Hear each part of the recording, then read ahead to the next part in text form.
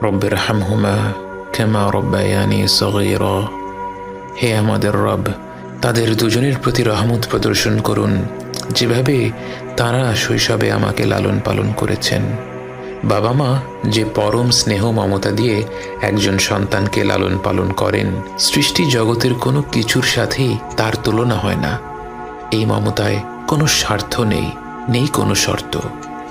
যখন আমরা আল্লাহর কাছে বাবা মায়ের জন্য দোয়া করি, আমরা পৃথিবীর পবিত্রতম মমতার কথা উল্লেখ করে রব্বুল আলামিনকে বলি, আমার রব, আপনি এইভাবেই তাদের উপর রহম করুন।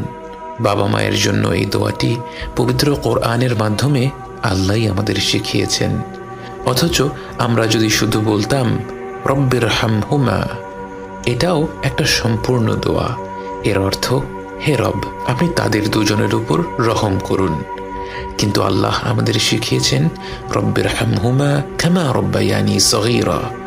শৈশবে তারা কতটা স্নেহ মমতা ভরে আমাদের লালন পালন করেছেন, এ কথা উল্লেখ করতে গিয়ে আমাদের মনে পড়ে যায় তাদের অজস্র আত্মত্যাগের কথা।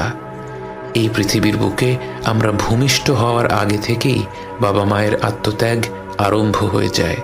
রাত পেরাতে গর্ভবতী মায়ের ঘুম ভেঙে যায়, যখন তখন প্রচণ্ড ক্ষুধা পায়, শরীর খারাপ হয়, বমি হয়। বাবাকে সর্বদা সতর্ক থাকতে হয়, গর্ভবতী মায়ের যখন যা প্রয়োজন সেটার